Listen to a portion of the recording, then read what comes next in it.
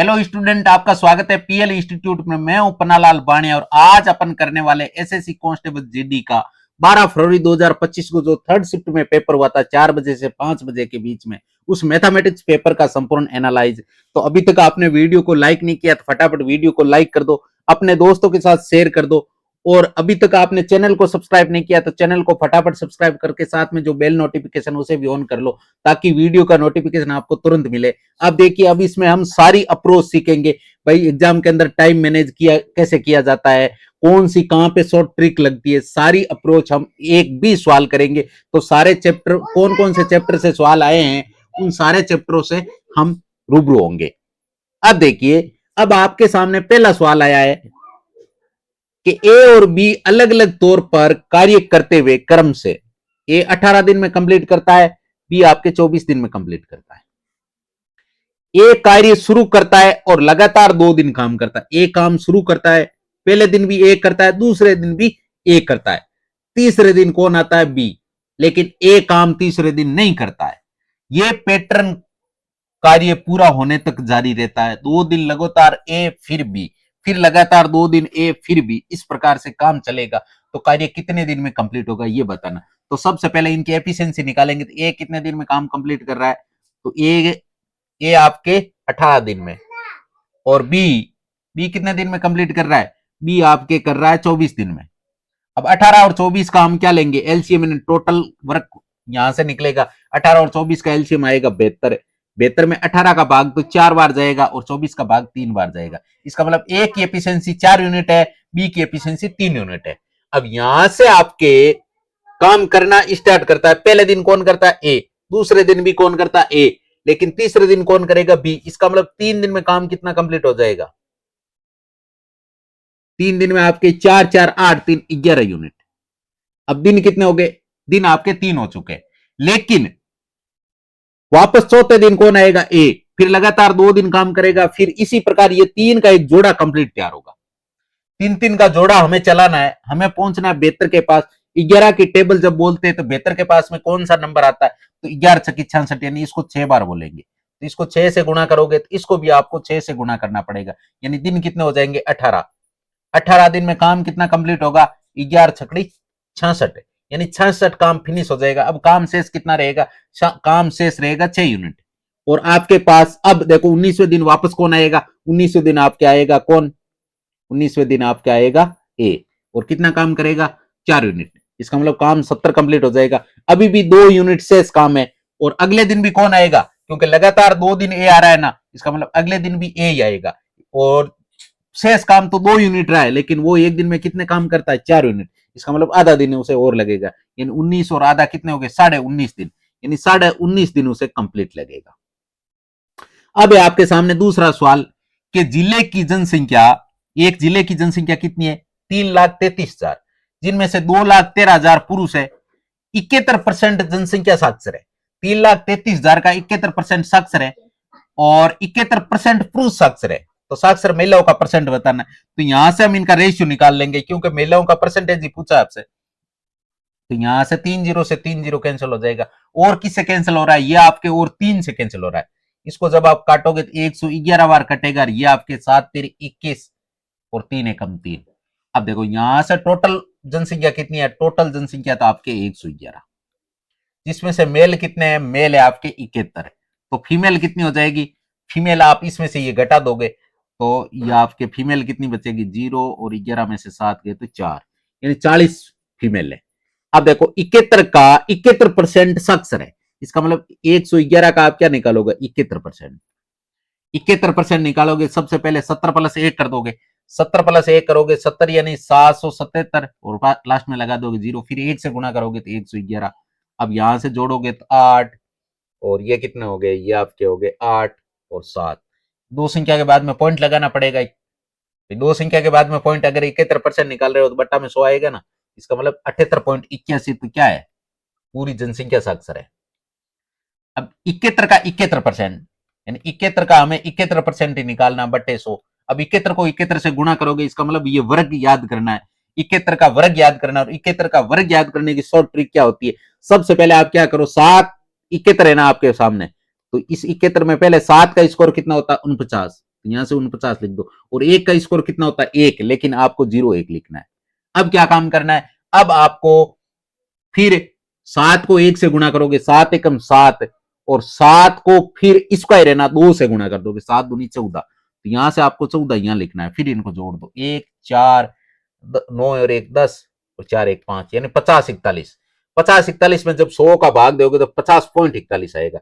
इसका मतलब 50.41 कौन है, साक्षर, पुरुष साक्षर है। अब आपको यहां से मिला कि साक्षरों की संख्या निकालोगे, तो 1 में से 1 गया तो 0, 8 में से 4 गया तो 4, पॉइंट 78 में से 50 गया तो 28, यानी 28.40 कौन है, 28.40 आपके साक्षर महिलाएं हैं। तो 28.40 आप निकालोगे, 28.4 ही लिख सकते हो।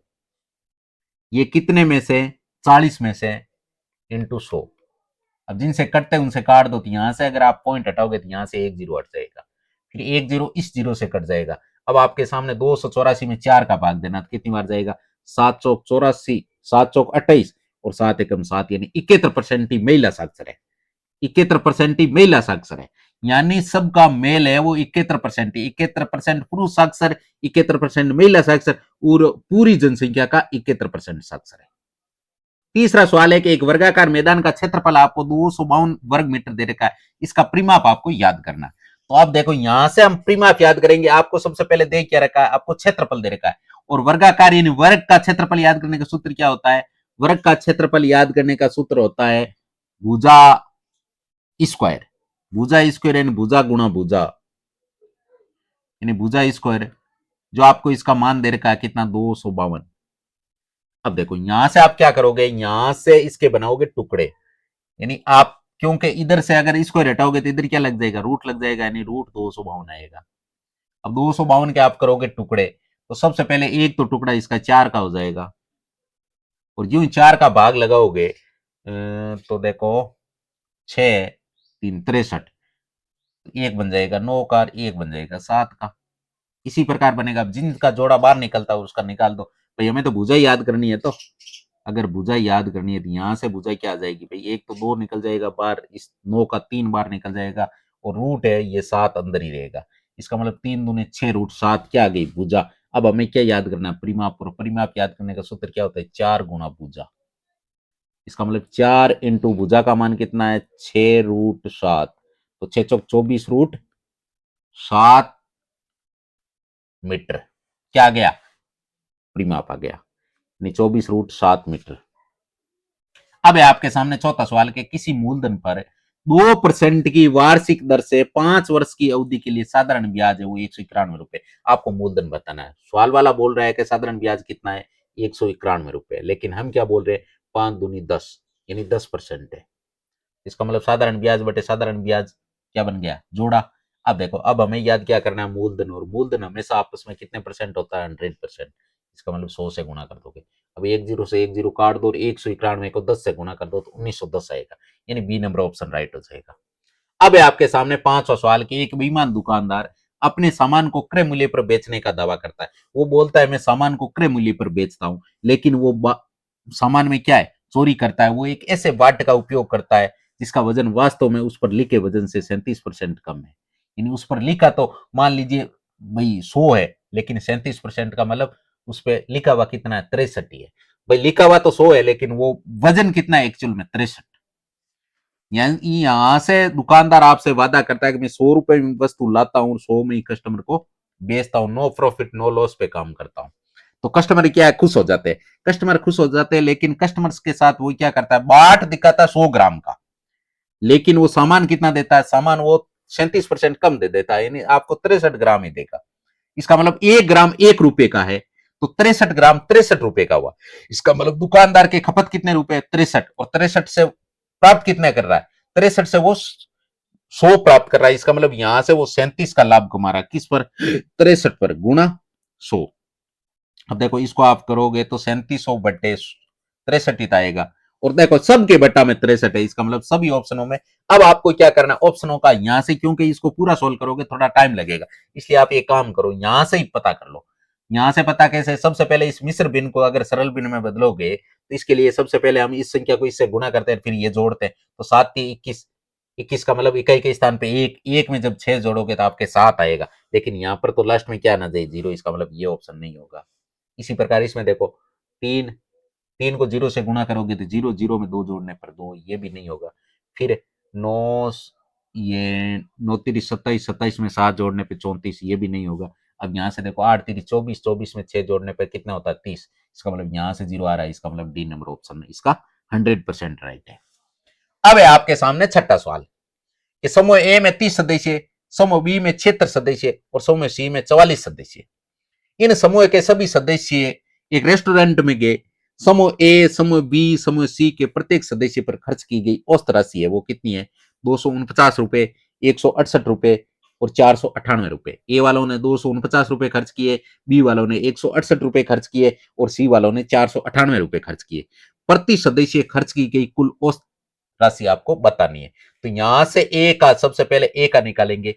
ए ने कितना खर्च किया, ए वाले पर सदस्य 249 रुपए खर्च करते हैं, तो इसको आप लिख सकते हो क्या, 249 को क्या लिख सकते हो, 250 माइनस 1, और इसको गुणा किसे कर लेंगे 30 से, फिर प्लस, फिर बी वाले कितने खर्च कर रहे हैं, बी वाले खर्च कर रहे हैं 168, इसको लिख दो आप 170 माइनस 2, गुणा किसे कर देंगे, गुणा बी में कितने सदस्य 76, 76 से, फिर सी वाले 498 को आप लिख सकते हो 500 माइनस 2, और इसको गुणा किसे कर देंगे 44 से, और सबको जोड़ के इनका लगाएंगे भाग। भाई टोटल कितने सदस्य, तीनों ही समूह में कितने सदस्य, 30, 76 और 44, ये आपके 90 और ये कितने हो गए, 90 और 40, 100 नहीं 80 और 40, 120, 120, 30, 150, यहाँ से टोटल सदस्य हो गए 150। अब देखो गुणा कर लो आराम से, तो सबसे पहले 25 थी 75, यहाँ से आपको मिलेगा 7500, फिर 30 एकम 30, तो यहाँ से 30 एकम 30 भी कर लेंगे माइनस, फिर प्लस। अब आप क्या करोगे, 76 का गुणा करोगे, तो 76 का गुणा, तो सबसे पहले 170 को इससे गुणा कर लो, तो 0, 70 छक्के ने 102 हासिल की 10, 70 7 119 और 7 10 कितने हो गए 129, तो 12,920, फिर माइनस करोगे 76 दूना 152, यहाँ से 152 माइनस हो जाएगा, फिर प्लस 500 को 44 से गुणा करोगे तो 44 पानिया 220, यानी 22,000 आएगा, फिर 44 दूने 88 माइनस होगा। अब सबसे पहले इसको सरल कर लो, तो यहां से देखो 7,000 और 12,000 कितने हो गए 19,000 और 22,000, यानी यहां से आपको मिल गए 41,000, कितने मिल गए 41,000। अब देखो 500 और 900, 1400, यानी प्लस का 1400,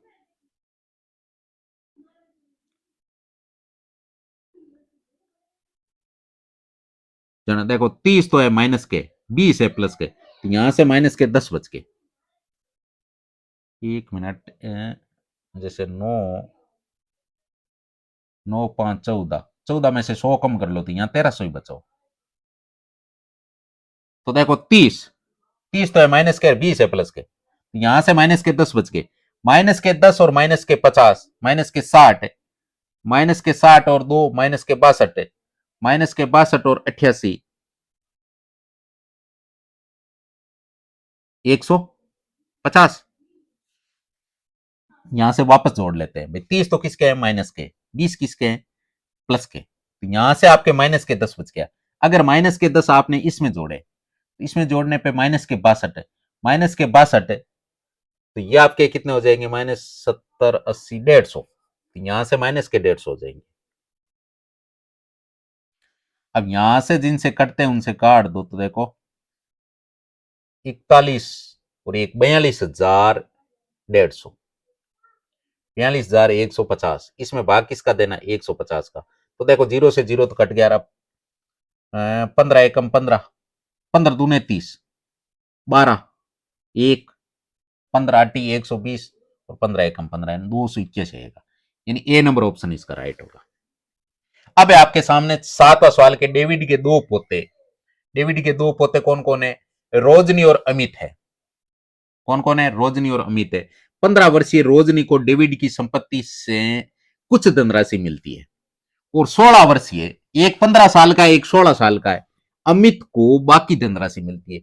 देखो रोजनी को मिल जाती कुछ धनराशि और बाकी जो धनराशि है वो अमित को मिल जाती है, लेकिन रोजनी और अमित को धनराशि तभी मिलेगी जब वो 22 साल के कंप्लीट होंगे। अभी तो एक 15 का है, एक 16 का है, जब 22 साल के दोनों कंप्लीट हो जाएंगे तब उनको वो राशि मिलेगी। तब तक धनराशि कहां जमा रहेगी? बैंक में जमा रहेगी। उस पर वार्षिक रूप से चक्रवर्ती 8% वार्षिक दर पर ब्याज मिलेगा। जब दोनों 22 वर्ष के हो जाते हैं तो उन्हें समान धनराशि मिलती है। जब दोनों 22 साल के कंप्लीट होते हैं ना, तो उन्हें क्या राशि वो बराबर मिलती है। यदि डेविड के पास कुल धनराशि 23,400 रुपए थी तो डेविड ने शुरुआत में अमित को कितनी दी? अब देखो, अब ऑब्वियसली बात है, एक तो है 15 साल का, एक है 16 साल का। जब वो 22 साल के होंगे तो एक की राशि 7 साल बैंक में रहेगी, लेकिन एक की राशि 6 साल ही बैंक में रहेगी। इसका मतलब 7 साल वाले को ब्याज ज्यादा मिलेगा, 6 साल वाले को ब्याज कम मिलेगा। अब जिसको ब्याज कम मिलेगा तो ये डेबिट क्या करेगा? ये उल्टा कर देगा, जिसको ब्याज कम मिलेगा उसको राशि ज्यादा दे देगा, और जिसको ब्याज ज्यादा मिलेगा उसको राशि कम दे देगा, ताकि उनको जब 22 साल के कंप्लीट होकर बैंक से जो राशि मिलेगी ना ब्याज सहित, वो दोनों की क्या होगी? बराबर होगी। अब इस सवाल को कैसे सोल्व करेंगे? तो सबसे पहले ये देखो, बहुत भारी भरकम बड़ा सवाल है, तो इस सवाल के अंदर सबसे पहले आपको फ्रैक्शन वैल्यू याद होनी चाहिए। जैसे 8% है ना, 8% की फ्रैक्शन वैल्यू क्या होती है? 2/25। एक को तो मिलेगा 25 रुपए, एक को 25 में 2 बढ़ा के 27 रुपए। 25 किसको मिलेगा? तो देखो 15 वर्ष की रंजनी है, इसका मतलब रंजनी को ज्यादा मिलेगा, ज्यादा टाइम रहेगा, इसका मतलब इसको तो मिलेगा 25 रुपए और अमित को मिलेगा 27 रुपए। अब 23,400 राशि टोटल है, लेकिन हम बोल रहे एक को 25 एक को 27, हम बोल रहे 52 रुपए। तो देखो राशि बटे राशि जोड़ा बना दिया। अब हमें क्या याद करना है? डेविड ने शुरुआत में अमित को कितनी दी? अमित को 27 रुपए दिया अपने हिसाब से, 27 से गुणा कर दो। अब देखो, अब क्या करो, जिनसे कटते उनसे काट दो। सबसे पहले इसको 2 से काटने की कोशिश करो, ये आपके 117 आएगा, डबल जीरो आ जाएगा, ये आपके 26 आ जाएगा। अब देखो 13 में 117 यानी 900 बार कटेगा। कितनी बार? ये कितनी बार कटेगा? ये आपके 900 बार कटेगा, और यहां से 2 बार, तो इस 2 से आप इसको काट सकते हो, 450 बार कट जाएगा। ये 450 को 27 से गुणा कर दो क्या? तो सबसे पहले 27 पानी 135, लास्ट में 50 आएगा। 50 दो ऑप्शन में आ रहा है, इसका मतलब ये ऑप्शन तो गया। 27 पानी 135 हासिल की 13, 27 चौकी 108, 108 और 13 121, यानी 12,150, यानी डी नंबर ऑप्शन इसका राइट होगा। कौन सा ऑप्शन राइट होगा? D number.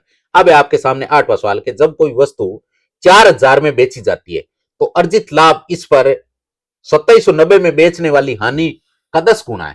भाई 4,000 में बेचते हैं तो कोई लाभ होता है, वो 2790 में बेचते हैं तो उसमें जो हानि होती है उसका 10 गुना है। तो वस्तु पर 20% का लाभ अर्जित करने के लिए उस वस्तु को किस मूल्य पर बेचा जाता है? ये एक शानदार सवाल है भाई। 4,000 रुपए पे प्रॉफिट हो रहा है और 2790 पे क्या हो रही है? हानि। इसका मतलब क्रय मूल्य इन दोनों के बीच में, अब बीच में थे। अब देखो लाभ तो होगा अगर मान लीजिए कोई, भाई यहां पर क्रय मूल्य है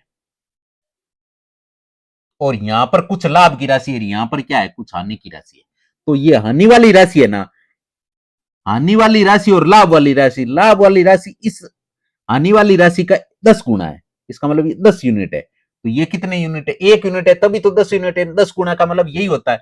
इसका मतलब ये 10 गुना है तो ये कितनी है? 1 गुना। अब काम क्या करो भाई, इसके बीच का हम यहां वाली राशि यानी क्रय मूल्य कैसे निकालेंगे? तो इसके लिए आप इन दोनों के बीच का लेोगे डिफरेंस। दोनों के बीच का डिफरेंस कितना है? 1210 रुपए। कितना है? 1210 रुपए। लेकिन हम क्या बोल रहे हैं? 10 यूनिट इधर है, 1 यूनिट इधर है, हम बोल रहे 11। तो 11 का भाग देंगे तो हमारे को 1 यूनिट की वैल्यू मिल जाएगी। 1 यूनिट की वैल्यू कितनी आ जाएगी भाई? देखो 121 11 का स्क्वायर होता है, इसका मतलब 11 यानी 110 आ जाएगा। 1 यूनिट की वैल्यू 110 रुपए, तो हानि तो हुई उसे 110 रुपए की, और लाभ कितने का हुई? लाभ हुआ आपको 1100 रुपए का। अब देखो यहां से 2790 में बेचा है तो 110 रुपए का नुकसान हुआ है। तो उस राशि का मतलब वो जो वस्तु है उसका भी क्रय मूल्य क्या हो जाएगा? 110 इसमें जोड़ोगे तो 2800 एक 2900, यानी 2900 रुपए उसका क्या है? क्रय मूल्य। यहां से हमें क्रय मूल्य मिल गया। या तो 4,000 में से 1100 घटा दो तो भी 2900 आएगा, और 2790 में 110 जोड़ दो तो भी 2900 आएगा। अब आपको क्रय मूल्य मिल गया। अब आपको क्या है? इस पर 20% का लाभ याद करना है, तो सीधा डायरेक्ट याद कर लो भाई। 2900 पे 20% का लाभ, 20% की फ्रैक्शन वैल्यू क्या होती है? 1/5। 1/5 का मतलब 5 में 1 वर्दी यानी 6 में, तो 6/5। अब देखो यहां से हम काट देंगे तो ये कितनी बार कटेगा, ये आपके कटेगा 5 का जब भाग देते हैं तो इसको दुगुना कर लो, ये हो जाएगा 58 और पीछे लगा दोगे 1 0। 580 को 6 से गुणा करो तो 0 और 8 छंग 48, लास्ट में 80 और लास्ट में 80, एक ही ऑप्शन हमारा, इसका मतलब इसका डी नंबर ऑप्शन राइट हो गया। अब है आपके सामने नौवां सवाल।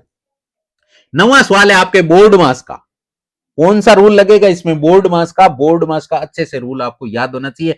अगर आपको रूल नहीं आ रहा है, कोई दिक्कत है, तो आप सर्च कर सकते हो board mass by PL sir. आपको मेरा सेपरेट वीडियो मिल जाएगा, उसको अच्छे से वॉच कर लेना, सारी चीजें समझ में आ जाएगी। अब देखो बोर्ड मास में सबसे पहले हम ब्रैकेट को सोल्व करते हैं। ब्रैकेट में सबसे पहले इसमें छोटा कोष्टक दे रखा है, इसका मतलब इसमें छोटा कोष्टक पहले सोल्व करेंगे। अब देखो छोटा कोष्टक कहां दे रखा है, यहां दे रखा है। 6 में से 5 गया तो यहां 1 बचा, 1 को जब आप 10 से गुना करोगे तो यहां से आपको 10 मिलेगा। क्या मिलेगा, 10 मिलेगा। सॉरी, यहां से आपके क्या आएगा, यहां से सबसे पहले जैसे इस ब्रैकेट को आप सोल्व करोगे तो 6 में से 5 गया तो 1, 1 को 10 से गुणा करोगे, 10 एकम 10। लेकिन उससे पहले 10 आप घटाओगे नहीं, क्योंकि यहां पर इंटू का चिन्ह, पहले इंटू कर लोगे। 10 को 2 से गुणा करोगे तो कितने आएंगे, 20, 20 में से 20 गया, इसका मतलब यहां से यहां तक पूरे का मान कितना आ गया, 0 आ गया। और 0 में आप दोगे 47 का भाग तो भी क्या आएगा, 0 ही तो आएगा।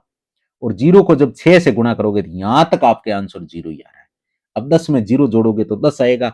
अब क्या करना है आपको, 40 माइनस 3 गुणा 10, इतना ही तो बचा है।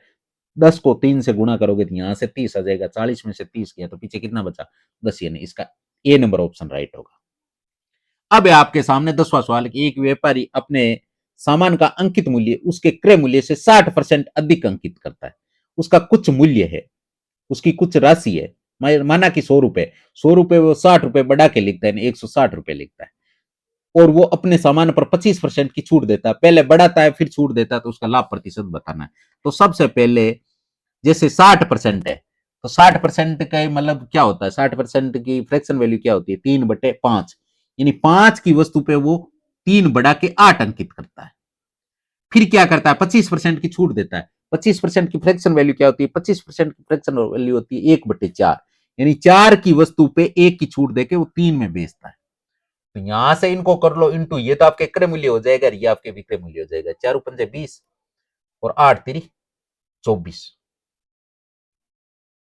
और चाहो तो इसको काट भी आप सकते थे, यहां से काट सकते थे, कितनी बार कट जाता, ये आपकी 2 बार कट जाता। और 3 दूनी 6, यानी 5 की वस्तु 6 में बेचने पर 1 का लाभ किस पर, 5 पर गुणा 100, यहां से 20 माने 100, यानी 20% लाभ होता।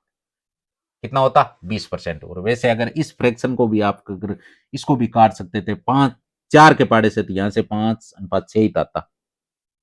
अब है आपके सामने 11वां सवाल। ये भी एक बड़ा सवाल दे रखा है, इसका आपको एलसीएम याद करना है। एलसीएम का मतलब होता है कि अधिक से अधिक घात वाली संख्या है, सारी संख्या और अधिक से अधिक घात वाली संख्या लेनी है। अब देखो 2 है, 2 की घात 3 है, लेकिन अधिकतम 2 की घात चेक करो। तो देखो 2 की घात यहां 3 है, यहां 2 की घात 2 है, इसका मतलब 2 की घात क्या आ जाएगी, 2 की घात 3 आएगा। फिर कौन है, 2 की घात 9 है, यहां देखो 2 की घात, सॉरी 9 की घात 2, यहाँ 9 की घात देखो 3 आ गया, इसका मतलब 9 की घात 3 लेंगे। फिर क्या है 9 की घात, फिर क्या है 13, तो यहाँ 13 की घात 1, यहाँ 13 की घात 2 और यहाँ भी 13 की घात 2, इसका मतलब 13 की घात 2 लेंगे। फिर क्या है, ये तो फ्री हो गया, इसमें कौन बचा 19, 19 की घात 1, 19 की घात 2, तो यहाँ से 19 की घात 2 लेंगे। ये आपके एलसीएम आएगा। ये किस ऑप्शन में आ रहा है, 2 की घात 3, 9 की घात 3, 13 की घात 2 और 19 की घात 2, यानी सी नंबर ऑप्शन इसमें राइट हो। अब है आपके सामने 12वां सवाल कि यदि P और Q के अनुक्रमानुपाती है तथा P1 बराबर 15 है, Q1 बराबर 630 है, तो P2 बराबर 6 है, तो Q2 का मान बताना है। और ये अनुक्रमानुपाती, अनुक्रमानुपाती का मतलब क्या होता है, P1 बटा P2 बराबर Q1 बटा Q2। अब जिनका मान दे रखा है उनका मान रखो। तो देखो P1 कितना दे रखा है, P1 आपके दे रखा है 15, P2 कितना दे रखा है 6, Q1 कितना दे रखा है 630 और Q2 आपको याद करना है। Q2 आपको याद करना है। कौन याद करना है? Q2। अब देखो Q2, अब जिनसे कटते हैं उनसे काट दो, तो यहां से 15 से ये कट जाएगा, 15 चौकी 60 और 15 दूने 30। अब क्या करना है हमें? तो Q2 याद करना है, इसका मतलब इनका तिरछा गुणा हो जाएगा। नहीं, Q2 बराबर क्या आ जाएगा? Q2 बराबर आ जाएगा 42 गुना 6 और 6 दूनी 12, असल की 1 6 24 1 25, यानी 252। यानी सी नंबर ऑप्शन इसका राइट होगा। कौन सा ऑप्शन राइट होगा? C number. अब आपके सामने 13वां सवाल के दो ट्रेनें, एक 80 किलोमीटर प्रति घंटा, एक 70 किलोमीटर प्रति घंटा की चाल से विपरीत दिशाओं से, विपरीत दिशा का मतलब आमने सामने से आ रही है। कहां से आ रही है? आमने सामने से। एक ट्रेन की लंबाई है वो 180 मीटर है, उन्हें एक दूसरे को पार करने में 19 सेकंड का टाइम लगता है। तो दूसरी ट्रेन की आपको लंबाई दशमलव के 2 स्थानों तक याद करनी है। यहां से आप इस सवाल को कैसे सोल्व करोगे? तो सबसे पहले दोनों ट्रेनों की लंबाई, एक ट्रेन की लंबाई तो 180 मीटर है, लेकिन दूसरी ट्रेन की लंबाई का हमें मालूम नहीं, तो ये x मीटर है। ये तो बराबर आ गई ट्रेन की लंबाई। बराबर क्या होता है? चाल इंटू समय। चाल कितनी है? एक ट्रेन की चाल 80 किलोमीटर प्रति घंटा, एक ट्रेन की चाल 70 किलोमीटर प्रति समय, और दोनों विपरीत दिशा से आ रही है। इसका मतलब इनकी दोनों की स्पीड है वो क्या है? जुड़ेगी। तो 17 80 कितने हो गए? 150 इंटू 19 सेकेंड। लेकिन ये किलोमीटर प्रति घंटा है, इसका मतलब इसको मीटर पर सेकंड में बदलने के लिए 5/18 से गुना करना पड़ेगा। और फिर कितने टाइम है? 19 टाइम। ये दोनों बराबर हो गए, दोनों पक्ष। अब इसको करेंगे सरल। तो किन से कट रहे हैं ये आपके कट रहे हैं, जैसे अगर मान लीजिए इसको मैं 6 से काटू तो 6 18 और 25 छक्के ने 150 होता है। अब यहां से आपके इधर तो आ गया 180 प्लस एक्स, इधर क्या आ जाएगा? 25 पानी 125, और 125 को आप गुणा किससे करोगे? 19 से, और बटे बटे क्या कर दोगे? बटे 3 ही थे। अब हमें तो एक्स की वैल्यू निकालनी है, तो एक्स की वैल्यू निकालनी है तो 180 तो इधर आ जाएगा। इसका मतलब यहां से आप जब एक्स बराबर निकालोगे तो इसको सबसे पहले गुणा कर लो, तो 19/95, 19/95 हासिल की 9, 38 और 9 कितने हो गए? 38 9 47 हासिल की 4, 19 4 कितने होते हैं? 23। यानी यहां से 2375/3 आ गया, माइनस 180।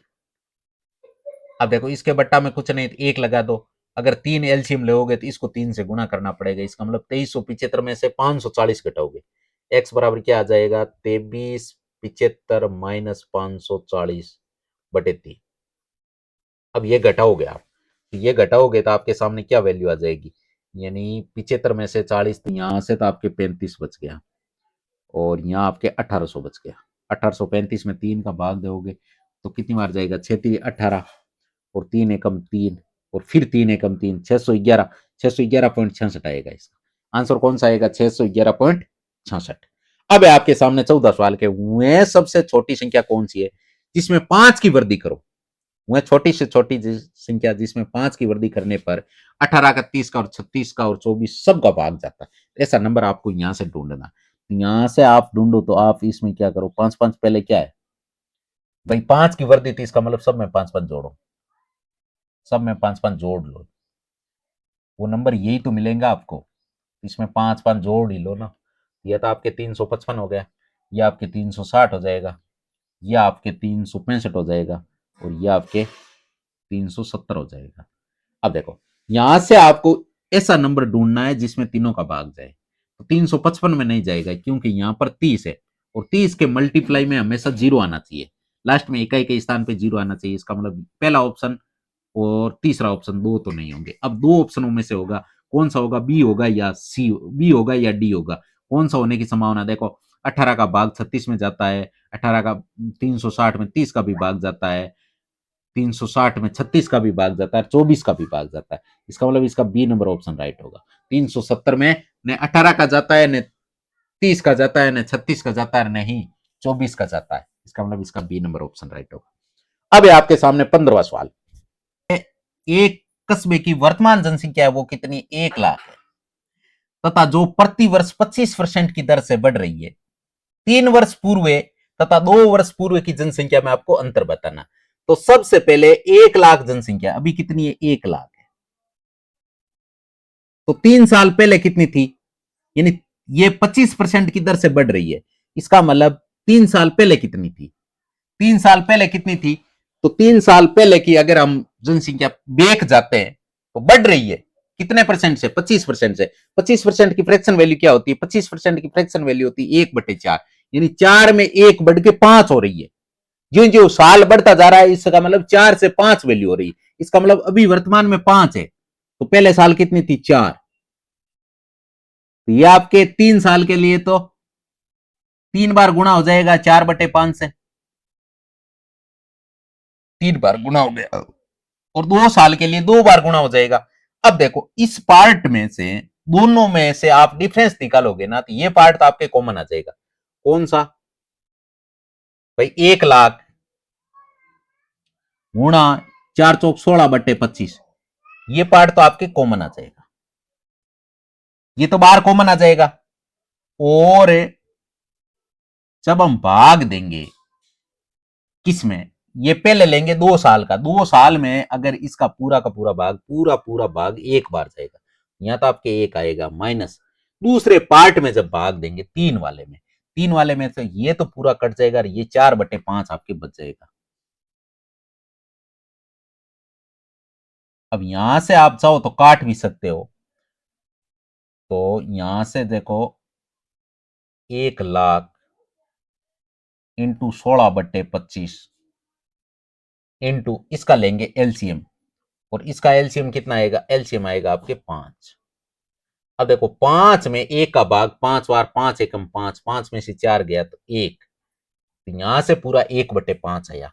अब देखो, अब यहां से 25 को 5 से गुणा करोगे तो 125 आएगा, और 125 से आप 1000 काट सकते हो 8 बार, और आगे क्या लग जाएगा, डबल जीरो। तो यहां से पूरा कट गया।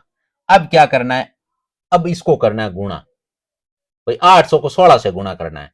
800 को 16 से गुणा करोगे, 16 8 कितने होते हैं, 128, और पीछे क्या लगा दोगे, double zero. D number option इसका राइट हो। अब है आपके सामने 16वां सवाल कि 4 प्लस √5 और 12 माइनस 2 √20 के बीच मध्य अनुपाती, और मध्य अनुपाती का सूत्र क्या होता है, √b इंटू सी।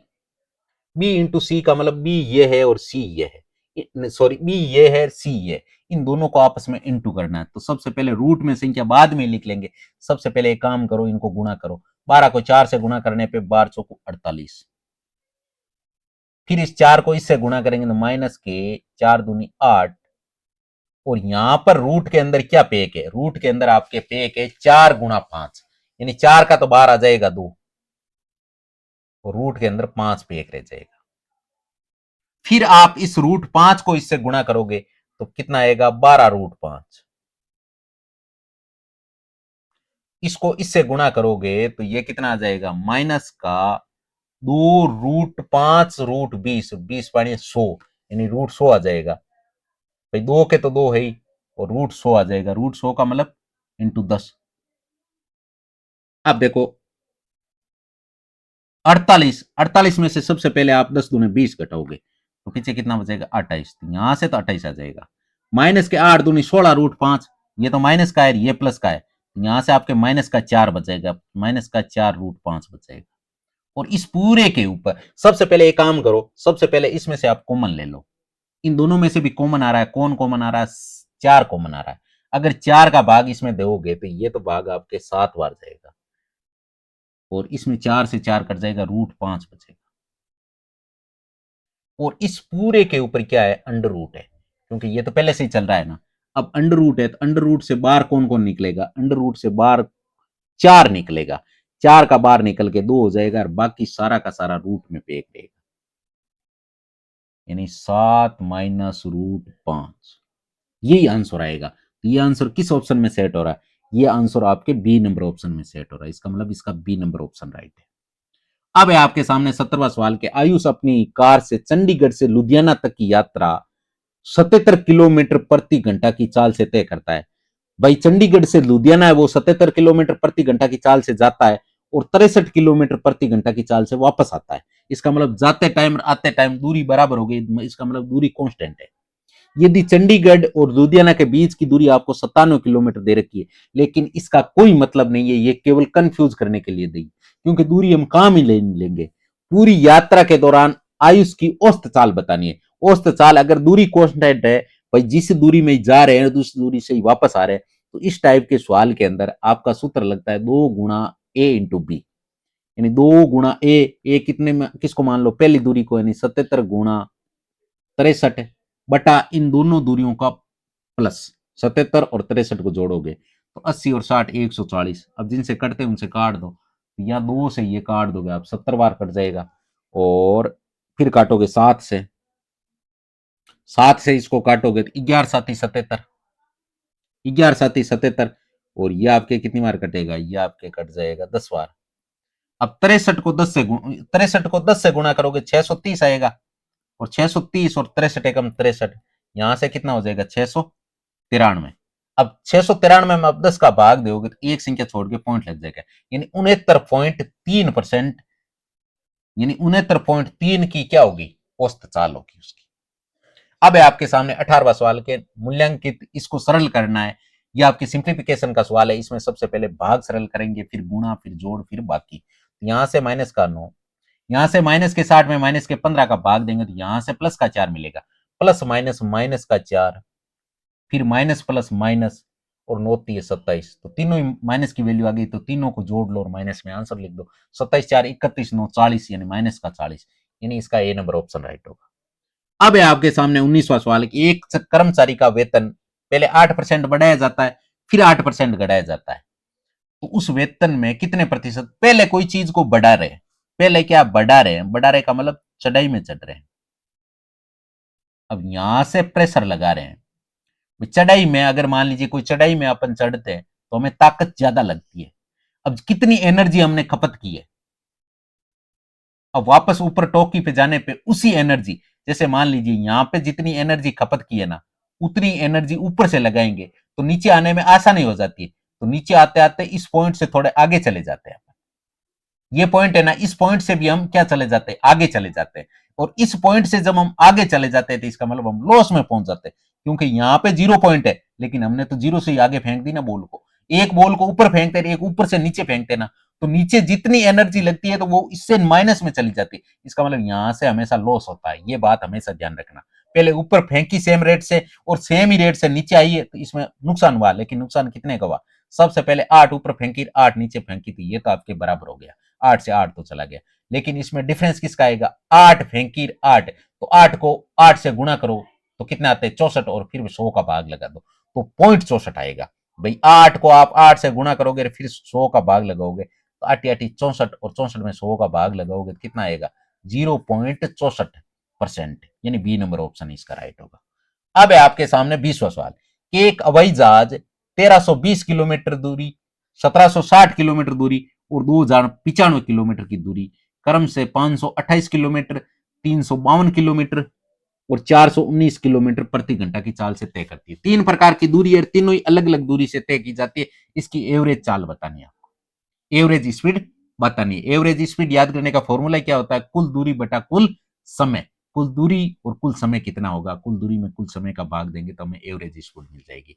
अब यहां से ये दूरी पूरी की पूरी दूरी जोड़ेंगे, तो सबसे पहले तीनों दूरी को जोड़ोगे तो ये कितने हो गए, ये आपके 17 और 13 30, 30 20 50, यहां से 5000 मिल गए, और 80 और 95, 80 और 95 कितने हो गए, 80 और 95 आपके 175, यानी 2175 आपको दूरी मिल गई। इसमें आप क्या करोगे, जैसे 1320 की दूरी तो 528 से चलाओगे, भाई 1320 किलोमीटर की दूरी 528, यानी 528 का भाग दोगे, भाई 1320 में आप 528 का भाग दोगे, फिर प्लस अगली दूरी कितनी है, अगली दूरी आपकी 1760, जो आपकी किसी स्पीड से चलोगे 352 से, फिर आप अगली दूरी है वो आपके 2095 है, वो आप किसी स्पीड से चलोगे 419 से, और इसको करेंगे सरल तो देखो 2175, और इसमें देखो इसमें जब भाग देंगे तो 132 को जब हम 4 से गुणा करते हैं ना तो 528 आता है, कितना आता है 528। इसका मतलब यहां से एक बार और 0 बार, ये 4 से काटोगे 10 बार कटेगा, और ये आपके 4 का कितनी बार कटेगा, ये आपके किससे, 4 के पाड़े से, 4 के पाड़े से आप इसको काटोगे सॉरी ये 4 बार कटेगा, 132 से काटोगे तो 132 से इसको अगर काटोगे ना तो 4 बार कटेगा। इसका मतलब 10/2 का मतलब होता है 5/5.5। कितना हो गया? 5.5 प्लस 5.5 घंटे यहां से लगे, और ये देखो पूरा का पूरा 5 बार कट रहा है। इसका मतलब यहां से 5 घंटे मिल गए, प्लस यहां से भी देखो 19.95 और 4×5 20, यहां से भी पूरा पूरा 5 बार कट रहा है। यहां से आपके वैल्यू कितनी मिल गई? 2175 बटे यहां से देखो 5×5 = 10, और यहां से देखो 5.5 घंटे नहीं, 2.5 घंटे होंगे। यहां से कितने होंगे? 2.5 घंटे। 10/4 का मतलब 2.5 होता है, तो 5×5 = 10, 12, 12.5, 12.5 को हम लिख सकते हैं 25/2। 25/2 का मतलब तीसरा बटा कहां चला जाएगा? ऊपर। अब 25 से इसको काट दो, तो ये आपके 25 से कितनी बार कटेगा? 2175।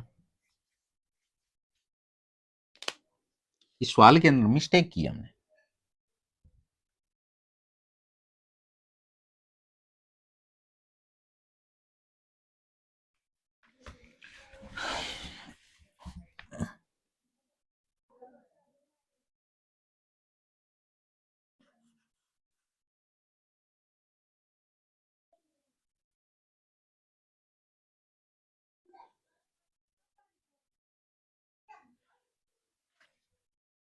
बीसवा सवाल है कि एक जहाज 1320 किलोमीटर, 1760 किलोमीटर और 2095 किलोमीटर की दूरी क्रम से 528 किलोमीटर प्रति घंटा, 352 किलोमीटर प्रति घंटा और 419 किलोमीटर प्रति घंटा की चाल से तय करती है। तो आपको इसकी औसत चाल बतानी, और औसत चाल याद करने के लिए फॉर्मूला क्या होता है? कुल दूरी बटा कुल समय। तो कुल दूरी यहां से इनको जोड़ोगे तो देखो 1300 और 1700 कितने हो गए? 3000 और 2000 कितने हो गए? यहां से तो 5000 मिल गया आपको। 5000 तो ये हो गए, और 60 20 80 80 95 कितने हो गए? 175, यानी 5175 हो गए। दूरी कितनी हो गई? 5175। अब इसमें क्या करोगे? 1320 किलोमीटर की दूरी किस स्पीड से चल रहा है? 1320 की दूरी आपके 528 किलोमीटर प्रति घंटा की चाल से चल रहा है, तो 528 का भाग दे दिया। फिर आपके 1760 किलोमीटर की दूरी किस स्पीड से है? 352 से, तो 352 का भाग दे दिया। किसे? 352 से, तो 352 का भाग दे दो आप। फिर प्लस, फिर अगली दूरी कितनी है? 2095। 2095 में किसका भाग दे दिया? 2095 में आपके 419 का भाग दे दिया। अब यहां से आप इसको करोगे सरल, यहां से तो 5175 आ रहा है आपके। कितना आ रहा है? 5175। अब इसको सरल करोगे तो यहां से देखो ये 132 से ये 528 4 बार कट रहा है। इसका मतलब अगर एक बार कट रहा है तो यहां तो ऊपर तो आ जाएगा 10 और नीचे आ जाएगा 4। अब इसको आप काटोगे तो यहां से 5/2 आ जाएगा। 5/2 का मतलब होता है 2.5 घंटे, यानी 2.5। और यहां से 352 को जब 5 से गुणा करते हो ना तो 1760 आता है। इसका मतलब यहां से 5 आएगा, और 19.95 4×5 20, यहां से भी 5 बार कट रहा है। इसका मतलब यहां भी 5 आ जाएगा। अब देखो दूरी कितनी है? 5175। अब 5×5 = 10, 10 और 2 कितने हो गए? 12, यानी 12.5, यानी 12.5 घंटा। और 12.5 को हम लिख सकते हैं 25/2। 25/2 लिखो या 12.5 लिखो, चीज तो एक ही। तो 25/2 का मतलब तीसरा बटा ऊपर चला जाएगा। अब आप 25 के पाड़े से इसको आराम से काट सकते हो, तो ये आपके 2 बार कटेगा। 25 दूने 50, एक बच जाएगा, और फिर भाग टूट जाएगा, इसलिए 0। और 25×7 = 175। 107 को 2 से गुणा करोगे तो कितने आएंगे? 414, यानी सी नंबर ऑप्शन राइट होगा। हाँ, तो इसी के साथ आपका पेपर ये एंड हुआ। अगर आपको आज का सॉल्यूशन समझ में आया, पेपर अच्छा लगा, नीचे एक प्यारा सा कमेंट करना है। और अगर किसी प्रकार का आपका सुझाव है, कोई कंटेंट में चेंजमेंट करना है, तो भी नीचे आप कमेंट कर सकते हो। आपको अगली क्लास किस प्रकार की चाहिए वो भी आप लिख सकते हो। लेकिन अभी तक आपने वीडियो को लाइक नहीं किया तो फटाफट वीडियो को लाइक कर दो, अपने दोस्तों के साथ शेयर कर दो। और चैनल को सब्सक्राइब नहीं किया तो चैनल को सब्सक्राइब करके साथ में जो बेल नोटिफिकेशन है उसे भी ऑन कर लो, ताकि आपको भविष्य के अंदर जो भी क्लास डाली जाए उसका नोटिफिकेशन आपको तुरंत मिले। All the best, take care, bye bye, जय हिंद, जय भारत।